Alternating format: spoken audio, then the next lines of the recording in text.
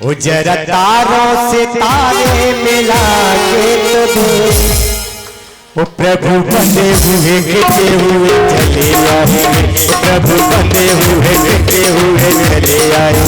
जरा नैनों से, वो जरा नैनों से, जरा नैनों से नैना मिला के तो दे, जरा तारों से तारे मिला के तो दे, प्रभु बंधे हुए गिरते हुए चले आए, प्रभु बंधे हुए गिरते हुए चले आए।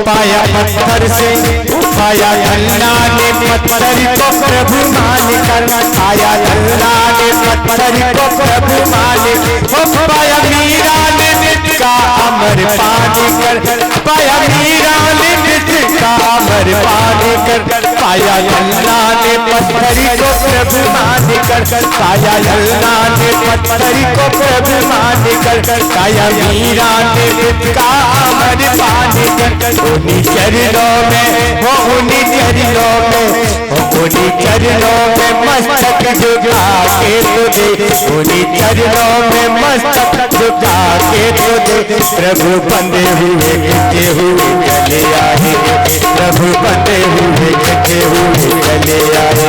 वो जरा तारों से तारे मिला के तो दे, जरा नैनों से नैना मिला के तो दे, प्रभु बंधे हुए चले आए, प्रभु बंधे हुए चले आए।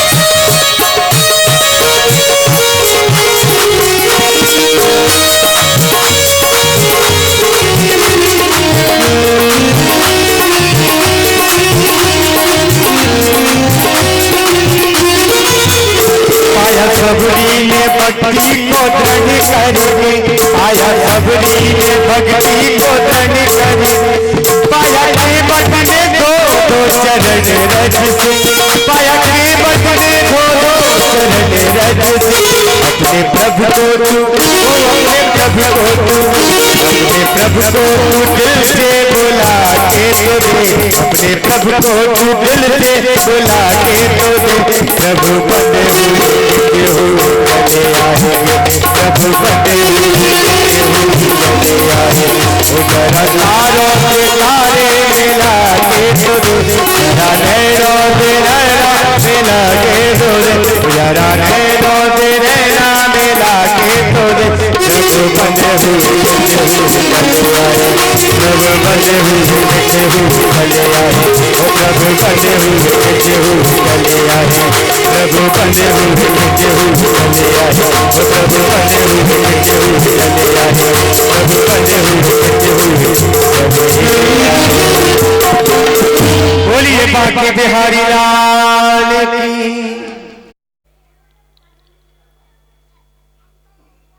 रंगभूमि से श्री कृष्ण दौड़ते हैं अपने माता पिता की ओर, जो कंस के कारागार में बंद हैं। चारों तरफ श्री कृष्ण का जय जयकार हो रहा है मथुरा में।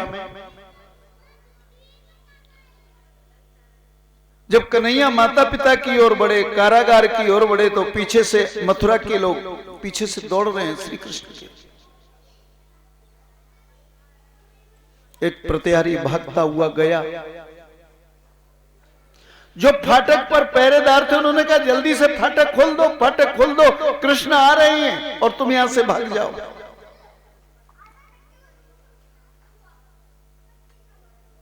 पहरेदार फाटक खोल करके भाग गया। द्वारिकाधीश श्री कृष्ण प्रवेश करते हैं कारागार में। मैया को देखा, वसुदेव जी को देखा, माता पिता दोनों के चरणों में गिर पड़ते हैं। कन्हैया ने कहा मैया यह श्री कृष्ण को जन्म देने का प्रायश्चित कर रही हो, जो इस कंस के कारागार में तुमने अपना जीवन बिताया। मैं तेरे यहां पैदा हुआ, उसका परिणाम तूने कोई सुख नहीं भोगा, तूने तो दुख भोगा, कितनी पीड़ाएं भोगी है, मुझे जन्म देने का ये प्रायश्चित कर रही है। लेकिन अब मैं तुम्हारे जीवन में आ गया हूं, तुम्हारे सामने आ गया हूं, तुम्हारे पास आ गया। अब एक कृष्ण तुमको कभी दुखी नहीं होने देगा, तुम्हारी आंखों से कभी आंसू नहीं निकलेंगे।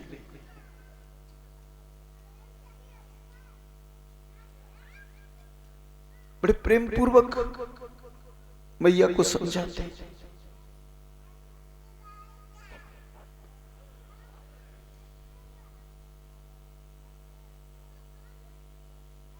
बाबा नंद को वसुदेव और देवकी के साथ समझाते हैं। वसुदेव और देवकी के बाद समझाया। नंद जी से प्रार्थना की श्री कृष्ण ने, बोले बाबा मेरी आपसे एक प्रार्थना है।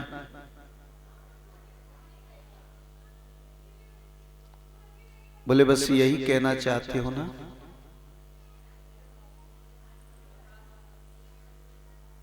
श्री कृष्ण तुम ये कहना चाहते हो ना कि बाबा हम तुम्हारे बेटे नहीं हैं?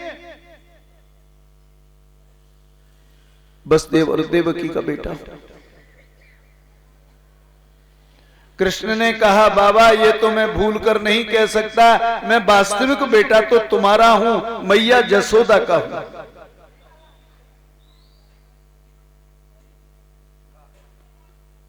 भगवान श्री कृष्ण ने, भगवान श्री राम ने मैया कैकेयी को वचन दिया था,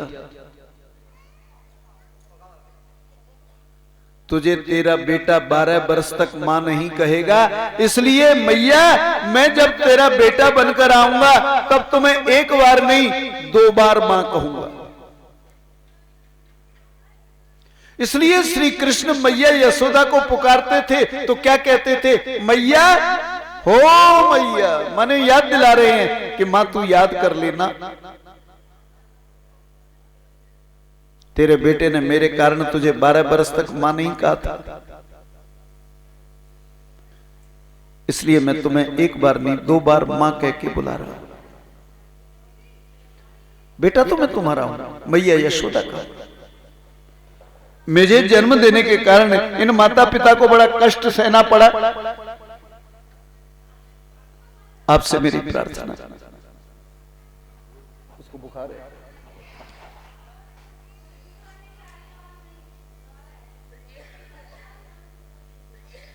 सहना पड़ा माता पिता को कष्ट।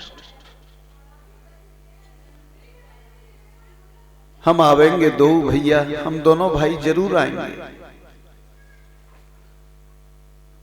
प्रेम पूर्वक विदा किया। नंद जी के साथ ब्रजवासी भी सब विदा हुए। उग्रसेन बंदीगृह से मुक्त हो गए थे कंस के मरने के बाद, इसलिए उग्रसेन को पुनः राजा बना दिया गया मथुरा का। सत्ता परिवर्तन हो गया था।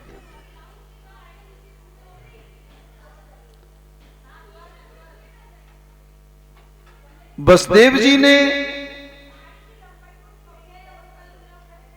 सांदीपन जी से प्रार्थना की मथुरा में, माने मथुरा में आए हुए थे सांदीपन, अवंतिका के सांदीपन गुरु से कहा आप बहुत बड़े विद्वान हैं, आप हमारे ऊपर कृपा करो, हमारे यदुवंश के बालकों को आप स्वयं शिक्षा दो। इसलिए बलराम, श्री कृष्ण, उद्धव आदि जितने भी यदुवंश के बालक थे वो सबके सब सांदीपन गुरु के यहां जा रहे हैं विद्या अध्ययन करने के लिए अवंतिका में।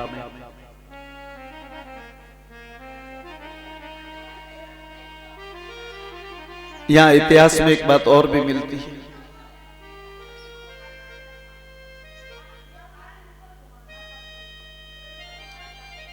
महाराज कंस ने जो यज्ञ किया इसमें उसने विदर्भ के राजकुमार को बुलाया था।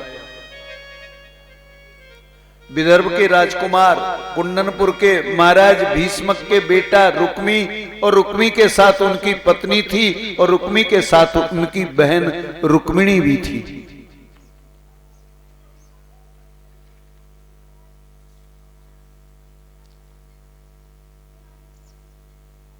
जब चलने लगे हैं श्री कृष्ण, रुक्मिणी ने जिस समय कंस का वध किया है श्री कृष्ण ने, उसी समय रुक्मिणी के मन में एक संकल्प आया। उस समय रुक्मिणी की उम्र भी 12 ही वर्ष थी। कृष्ण भी 12 वर्ष के थे और रुक्मिणी जी भी 12 वर्ष की थी। एक मन में संकल्प उदय हुआ कृष्ण को पति के रूप में पाने का। इसलिए कृष्ण से मुलाकात करने के लिए, मिलने के लिए रुक्मिणी ने कुब्जा का सहारा लिया, लेकिन इनकी भाभी ने रुक्मी को बता दिया। रुक्मी के क्रोध के कारण रुक्मिणी कृष्ण से मिल नहीं पाई।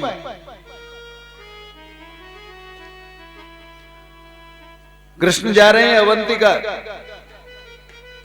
रुक्मिणी ने प्रस्ताव रखा रुक्मी के सामने, हमें इस रास्ते से चलना चाहिए। उन्होंने बात मान ली।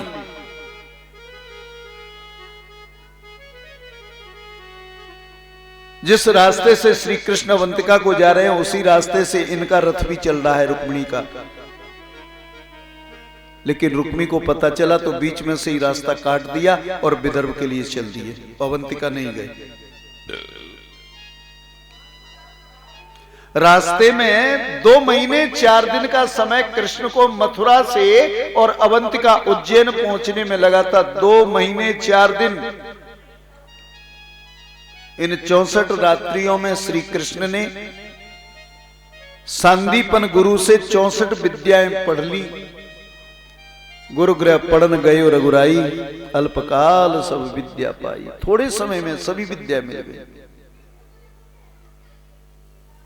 श्री कृष्ण को द्वार समय अवंतिका में जो ज्यादा समय लगा है वो समय लगा था सांदीपन गुरु के बेटे की खोज करने में। भगवान कृष्ण ने कहा गुरुदेव से, आप हमें अपनी गुरुदक्षिणा बताओ, हम चले जाए, वापस मथुरा जा रहे हैं। सांदीपन ने अपनी पत्नी से विचार विमर्श किया। सांदीपन की पत्नी ने कहा, हम जब समुद्र दर्शन को गए थे उस समय पर हमारे बेटे को हमसे समुद्र ने छीन लिया था, इसलिए श्री कृष्ण से कहो हमारे बेटे को वापस ला करके दे।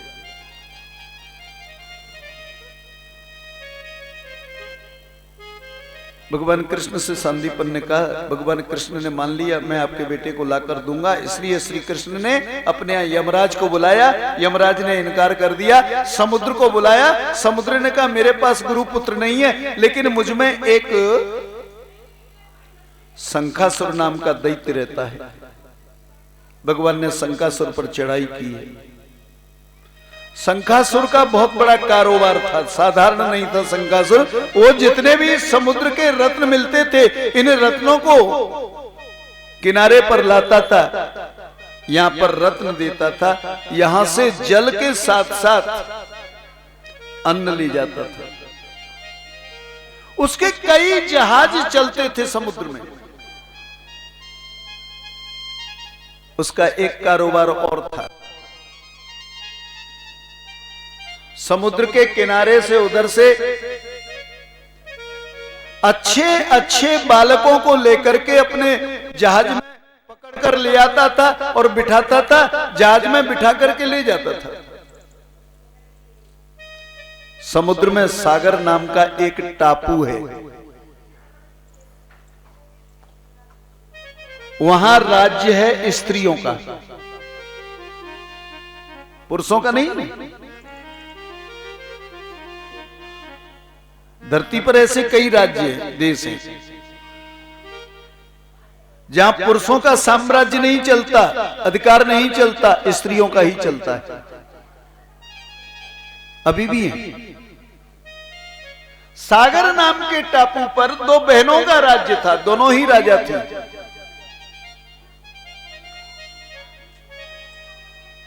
शंकासुर को मार दिया, लेकिन कृष्ण को पता चल गया कि वो सागर पर है। उसी का यान लेकर के सागर पर गए हैं भगवान कृष्ण बलराम को साथ में लेकर। भगवान कृष्ण की सुंदरता को देख करके उन दोनों बहनों ने कृष्ण के साथ विवाह करने का निश्चय किया, लेकिन वहां की एक परिपाटी थी जो दूसरा जिसे ही अपना पति बनाना चाहती हैं, उसका युद्ध जो है मल्ल युद्ध पुराने पति से होगा। अगर पुराने पति को वो नष्ट कर देंगे तभी विवाह होगा, तब तक नहीं होगा। इसलिए कृष्ण से भी आग्रह किया। कृष्ण तो चाहते ही थे।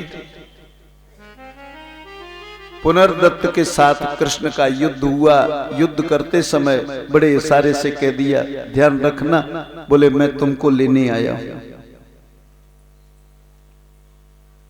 आपके पिता सांदीपन, उनका मैं शिष्य हूं। आप यहां से किसी तरह से निकल करके किनारे पर पहुंचना, वहां हमारा यान खड़ा हुआ है। मैं किसी तरह से इनको भ्रम में डाल करके मैं तुम्हें यहां से ले जाऊंगा। पुनर्दत्त चाहता भी था वहां से निकलना, क्योंकि पुनर्दत्त का अपहरण शंकासुर ने किया था। पुनर्दत्त की मृत्यु नहीं हुई थी, न समुद्र के पास था, न यमराज के पास था, या तो वरुण के पास होता या यमराज के पास होता। दोनों जगह से कहीं नहीं था। मिला तो समुद्र सागर नामक टापू पर मिला, जहां से श्री कृष्ण पुनर्दत्त को लेकर के आए हैं, सांदीपन गुरु के बेटे को, और गुरुदक्षिणा के रूप में उसे सौंपा है। महाराज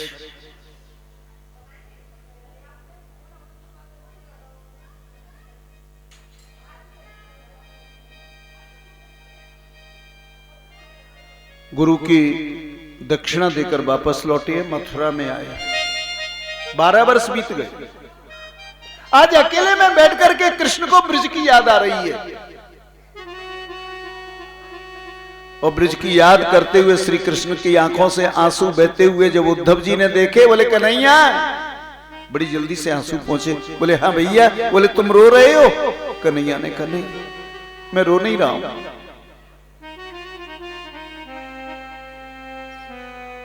लेकिन सच्चाई ये है उद्धव, मैं कभी ब्रज को भूल नहीं सकता।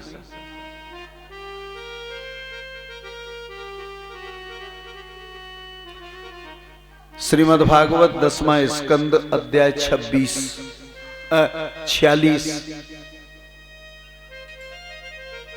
46वें अध्याय का पहला श्लोक देखिए। वृष्णी नाम प्रवरो मंत्री कृष्णस्य दैत सखा। ये उद्धव जी कोई साधारण विद्वान नहीं थे।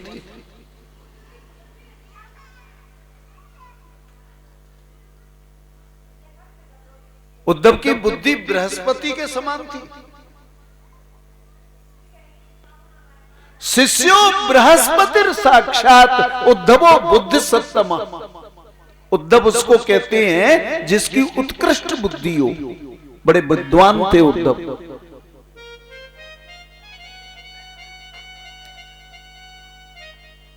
कन्हैया को रोते हुए देखा। कन्हैया, अरे तुम किस ब्रज की याद कर रहे हो?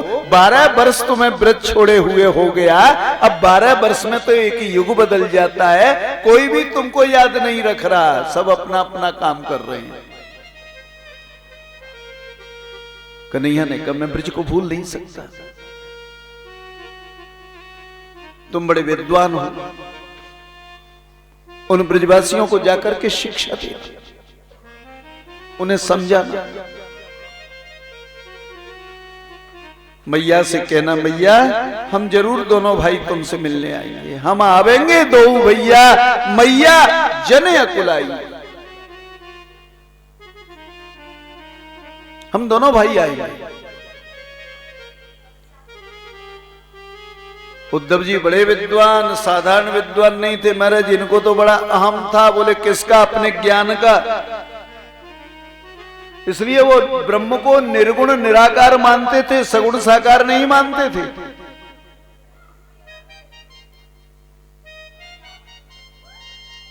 उद्धव जी के लिए शिक्षा लेने के लिए भेजा था गोपियों के पास। भगवान ने कहा तुम बड़े ज्ञानी हो।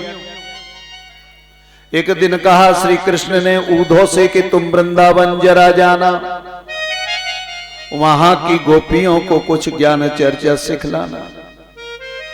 तुम बड़े ज्ञानी हो। मद वियोगम च, मेरे वियोग में समस्त ब्रजवासी व्यथित हैं, उन्हें तुम अपने ज्ञान से समझा करके आओ। श्रीमान उद्धव जी कृष्ण की बात मानकर अपने घर में आए। बड़ी जल्दी से अपने पश्मीना की ज्ञान की चादर को कंधे पर ओढ़ा। सुंदर आचार्य बनकर घर से बाहर निकले। दरवाजे पर रथ खड़ा हुआ था, उस रथ में बैठ गए। रथ चला।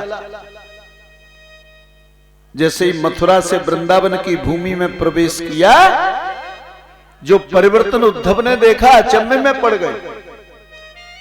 मथुरा की सीमा समाप्त हुई, वृंदावन की सीमा में प्रवेश किया। एक करील का वृक्ष था, युद्ध रथ में बैठे हुए उद्धव रथ को चलाकर ले जा रहे हैं। उस समय वायु के हवा के प्रभाव से गले में पड़ा हुआ दुपट्टा उड़ रहा है। वो दुपट्टा ऐसा उड़ा, वृंदावन की सीमा में आके करील के कांटे में फंस गया। उद्धव जी ने रथ खड़ा किया, कांटे से वस्त्र को सुलझाया। अब आ जाइए, आप श्रीमान मथुरा से आए। उद्धव जी ने चारों तरफ देखा, मुझसे प्रश्न किसने किया है, कौन पूछ रहा है? बोले आप श्रीमान मथुरा से आए हैं। लगा कि इस वृक्ष की आवाज है। बोले हाँ भैया मैं मथुरा से आया हूं। बोले का मथुरा में तो हमारो प्यारो रहे, हमारो सखा रहे, आप उन्हें जानो? बोले का कृष्ण की बात कर रहे हो? बोले हाँ। बोले मैं कृष्ण का संदेश लेकर आया हूं, मैं कृष्ण का समाचार नंद के घर में जाकर सुनाऊंगा। तुम सबके सब नंद के घर में आ जाओ, मैं कृष्ण की कथा कहने आया हूं।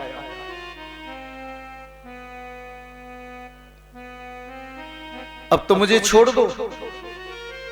करील ने कहा मैंने तुमको नहीं पकड़ा। बोले मेरा ये पटका तुम्हारे कांटे में उलझा हुआ है।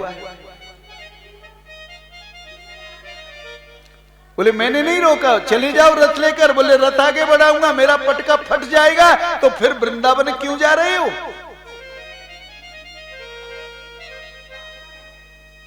उलझ कर वस्त्र में कांटे लगे ऊधो को समझाने, तुम्हारा ज्ञान पर्दा फाड़ देंगे प्रेम दीवाने। नदी यमुना की धारा शब्द कल कल का सुनाती थी, वहां से बस यही एक आवाज आती थी। उद्धव जी आगे बढ़े। मथुरा के जिस राजमार्ग से श्री कृष्ण मथुरा गए थे, कृष्ण के जो सखा थे वो अपनी गायों को जंगल में लाते, उसी रास्ते पर 12 बरस से ला रहे थे। रथ को जाते हुए इन्होंने देखा, लेकिन उस रास्ते से मथुरा के राजमार्ग से आते हुए किसी रथ का दर्शन इन्होंने नहीं किया।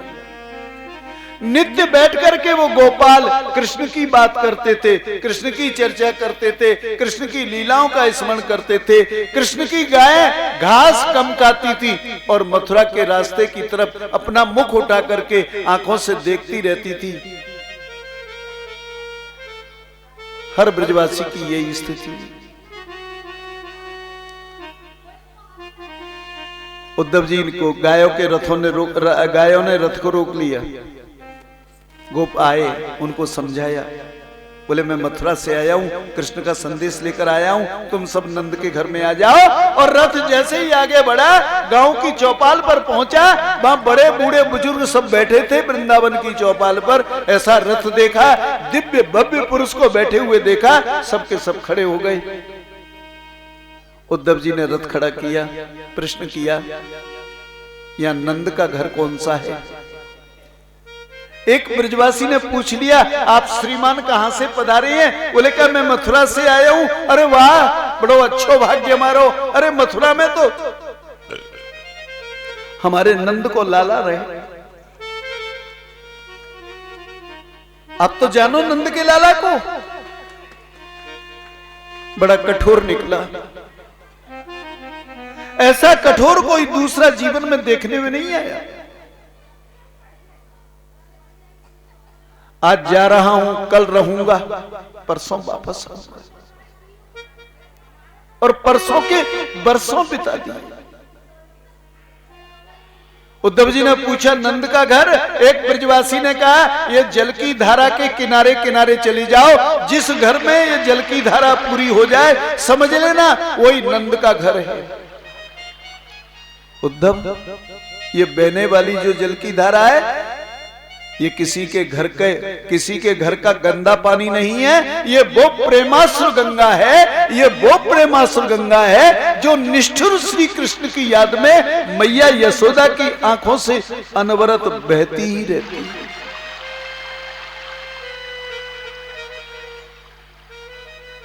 महात्मा परमानंद ने लिखा है,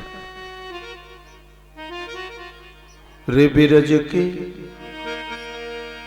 बिरही लोग बिचारे, बिरज के बिरही लोग बिचारे, बिरज के बिरही लोग बिचारे, बिन गोपाल ठगे ठाड़े, बिन गोपाल ठगे ठाड़े, अति दुर्बल कृतगारे, बिरज के बिरही लोग बिचारे, वो बिरज के बिरही लोग बिचारे।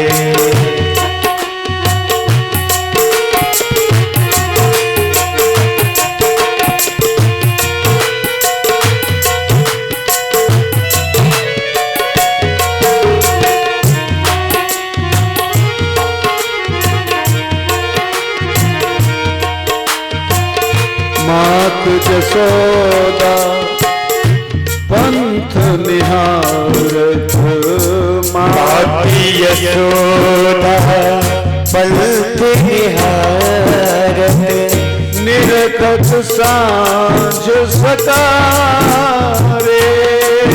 ओ मात यशोदा पंथ निहारत, निरखत सांझ सकारे। जो को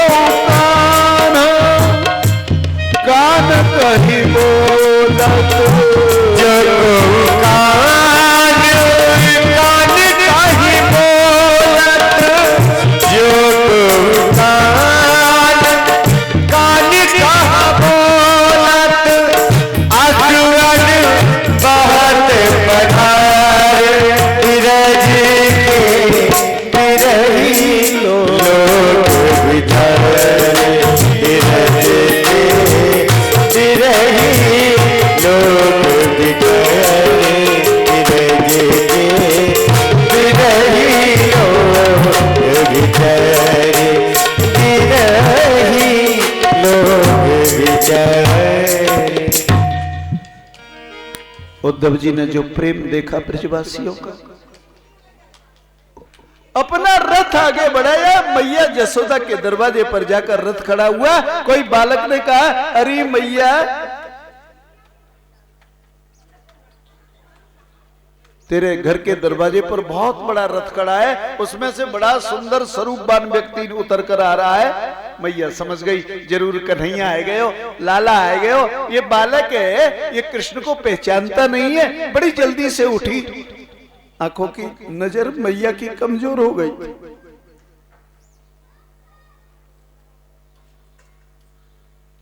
12 बरस से कृष्ण की याद में मैया के आंखन सो आंसू की बरसात होती रहती थी। भारी का नहीं है, आज जा रहा हूं, कल रंगो, परसों आ जाऊंगो। बड़ो मुझे ज्ञान दे करके गया था, रोबे मत मात धीर और धारो। कितनी सांत्वना दे के गया।